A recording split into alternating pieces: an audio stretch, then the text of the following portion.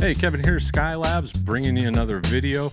Definitely gonna be a fun one. We are gonna be going over our 6 favorite entry-level receivers from the 70s. And we really think every one of the receivers on this list has the sound quality, build quality, and repairability you are looking for if you had a smaller room like a den or a bedroom or an office that you're wanting to add a stereo system to, or maybe you have really efficient speakers and you don't want to pay big bucks for big watts that you're never going to use. And we're going to cover a really big price range with this list, everything from $200 all the way up to $600. All of these receivers fall in the 14 to 20 watt range. They all have basically the same amount of inputs and outputs. And once again, before we get into the video, I know I say this all the time, but I'm not going to do a deep dive into the sound. All of these units sound really, really good when they're working correctly and back in spec. And kicking off our list in the number 6 position, we've got the Sony 6036. And the Sony STR 6036 was manufactured between 1971 to 1974. And we've got a whopping 14 watts per channel with this receiver. Do not let that fool you. The difference between 14 watts and the largest wattage receiver on this list at 20 is really almost nothing. And before we get into the pros of the Sony STR 6036, I do want to emphasize we are talking about the non-A version. There are 2 different versions of this receiver. There's the 6036 and the 6036A. And if it were me looking to purchase one of these, I would definitely avoid the A version as they have proprietary output transistors that are unobtainium at this point.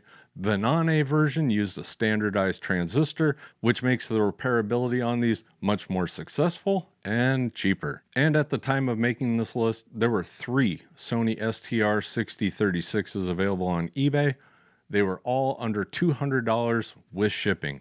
Hard to beat that. And the pros with the STR 6036, you've got a really nice wood cabinet here. I think the looks on these are incredible. I like the smoked glass with the green lights behind it. I think they sound incredible. They're built really well. And this, in my opinion, is when Sony was making some of the best electronics on the market. In my opinion, you just cannot go wrong with a 6036. And the negatives I came up with the 6036 would definitely be the speaker terminals that are screw down style. I cannot stand those. I definitely suggest getting spade connectors if you own one of these or are planning on getting one of these. And my second negative would be there's only 1 tape input on this receiver, where 4 of the 6 of the other receivers on this list have 2. So you're getting 1 less input. If you're planning on having 3 or more line level inputs, such as a CD player or a streamer, cassette deck, those types of things, you might want to look elsewhere, as you can only hook up 2 line level devices to this receiver. And coming in at number 5, we've got the Yamaha CR 200, built between 1976 and 1977, boasting a massive 16 watts per channel. And the pros with the Yamaha CR 200, these are really, really well made. In my opinion, these look like they sound. It's nice and clean and detailed. They've got your usual inputs and outputs, and they also have a standard loudness control. This is not normal for Yamahas. A lot of Yamahas have variable loudness control, and some people do not like that. So if you like Yamaha equipment, but you don't like the loudness variable, this one's got a nice little switch on and off, and it makes that super easy.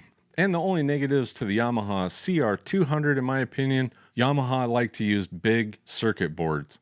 And unfortunately, with larger circuit boards, and because of the heat generated by these amplifiers, they have a tendency to bow a little bit. And that's when you start getting hairline cracks or pulled solder joints or stuff like that. So, and while it's definitely not the biggest board I've ever seen, it's definitely the largest circuit board of the 6 units we're going to go over today. So, and take that for what it is.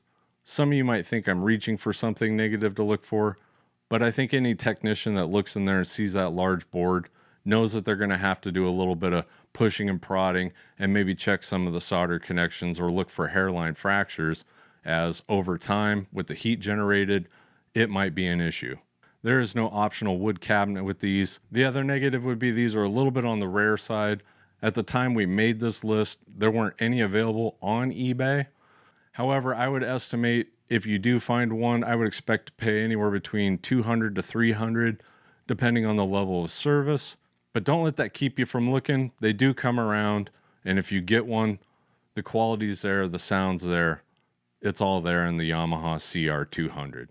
And coming in at the number 4 spot, we've got the Harman Kardon 330C.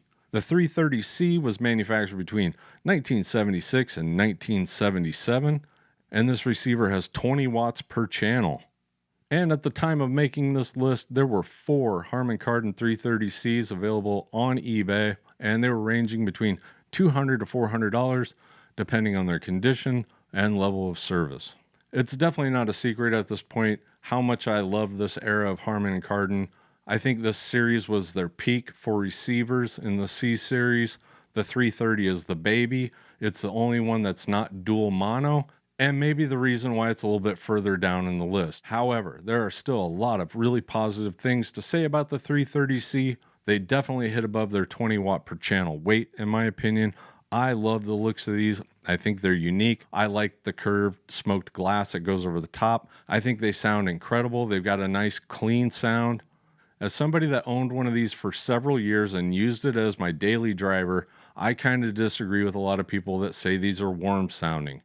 I think these are very detailed and more accurate than warm, but that's just my opinion. With the 330C, you still get the great build quality, the repairability, all that good stuff of this entire line. It's just in a smaller package with less wattage. And once again, you cannot let that 20 watts per channel fool you. In that I doubt most people would want to be in a room with one of these with a really efficient set of speakers cranked up. There's definitely plenty of power to get the cops called on you if that's your goal. And I do have a couple negatives with the 330C, and the main one is the faceplate.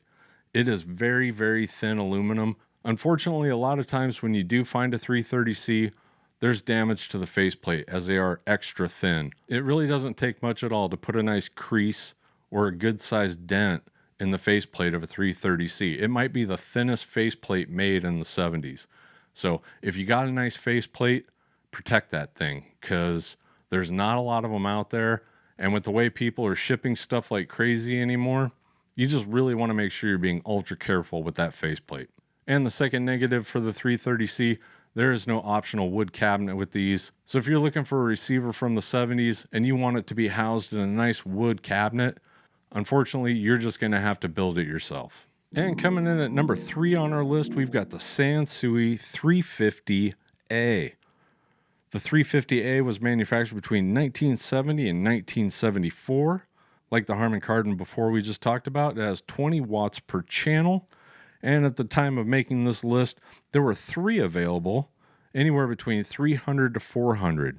And the pros for the 350A would be they've got a really nice wood cabinet. They're laid out really well. For those of you out there that like the warmer sound, definitely check out a 350. All the components on the inside are easy to access. That's always a good thing for technicians and cuts down on repair costs. And we do have a couple negatives for the Sansui 350A, a couple minor ones, and one of those being there's only one tape input on the 350A, so if you do plan on having more than 2 line level sources, this might not be the right receiver for you. And the other negative would be these are known to have problematic transistors in the phono preamp section and the tone controls, so much so that we just replace them every time we get one. It's not that all of the receivers on this list aren't susceptible to such type failures. It's just that we've seen this so many times with this unit that we just go ahead and change them. I think there's only 4, maybe 6 that need changed out. So really it shouldn't be that big of a deal, and it shouldn't be a very expensive service to have done. It's just something that we've seen several times. So those are definitely the things to keep in mind if you are looking for a Sansui 350A. Definitely minor negatives in the grand scheme of things, but those are just our negatives for the Sansui 350A. And coming in at the number 2 spot, we've got the Pioneer SX 535. The 535 was manufactured between 1974 and 1976. It's got 20 watts per channel. And at the time of making this list, get ready for this. There were 16 SX 535s available on eBay. 5 of them were parts units, and the other 11 were working, and these ranged from $200 to $550. And the pros with the Pioneer SX 535, definitely has to be the amount of these units sold. The fact that there were 16 of these units available at the time of making this list goes to show you how readily available parts will be if you need one, and you're going to need one. We're all going to need parts. So the more units sold just means the more repairability. The other pros for the 535 would be the build quality. And again, this series and the series that follows it, the 50 series, in my opinion, these are the best Pioneer receivers ever made. And some of you might say, well, why not the 450 for the series that comes after it? And really a lot of that reason comes down to the power switch on the 450. It is a problematic switch, and unfortunately they built the speaker selector into it, making it really hard to find. Definitely a big drawback to the entry-level receivers of the 50 series. However, with the 535, I feel like the negatives are easier to overcome than with the SX450, even though I think the SX450 is a great receiver. And what are the negatives, you ask? It's the black-legged transistors that kind of plague this whole series. However, you can still get replacements for those transistors, and there's not a lot of them. So it's a very simple service that needs to get done. When those black-legged transistors do become an issue, maybe find a technician now, have them change them out before it becomes an issue. And that's the only negative, in my opinion, for the Pioneer SX 535. And before we get to the number one spot, I do need your help. If you don't mind, in the comments down below, please add your favorite fully automatic turntable of all time. If you go to add your favorite model in the comments and somebody's already mentioned it, please mention it again. We're going to go through and tally up all the submissions and make a list on what you feel are the best automatic turntables of all time. We need the manufacturer and the model. Thank you. And coming in at the number one spot, and the first time this manufacturer has made the top spot, we have the Marantz 2015. And the Marantz 2015 was manufactured between 1973 and 1975. We've got a big 15 watts per channel with this one. And at the time of making this list, there were 3 for sale, ranging from $450 to $600, depending on condition and level of service. Definitely the most expensive unit on the list. And I know we've talked about the Marantz tax several times already, but it is definitely alive and well in the Marantz 2015. And one interesting thing about the Marantz 2015 is there's actually 2 versions with the same model number. You've got the 4 button and you've got the 5 button. And from what I can see, the 4 button is definitely the more common, the 5 button being more rare. All 3 of those 2015s that were for sale on eBay when we made this list were the 4 button version. And so you're probably saying, well, what's that 5th button for? It's a high pass filter. That's all it is. I don't know if this increases the value of the 5 button version, and it probably does because it's got something the other one doesn't. But if you're not familiar with what a high pass filter does, it really is used to mitigate pops and clicks, or really tape hiss if you're either recording to tape or playing back tape. Not a feature I've ever used on a receiver, but if a high pass filter is something that you like, then you might want to look for the 5 button version of this. If not, maybe save some money and get the 4. And the pros with the Marantz 2015, you've got that classic, iconic Marantz look that everybody loves. You've got the option for an original wood cabinet if you want, or you can even get a custom newly made cabinet. You've got that warm Marantz sound that everybody talks about.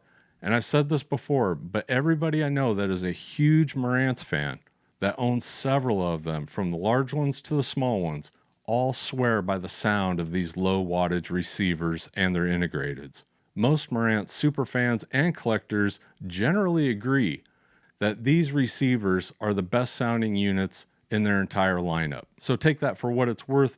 Just know that I have several of these customers and they really feel really strongly about this. This isn't just a, well, it kind of sounds better. They will say, I don't even listen to my 2270. I would rather listen to my 2015 or my 1030 integrated.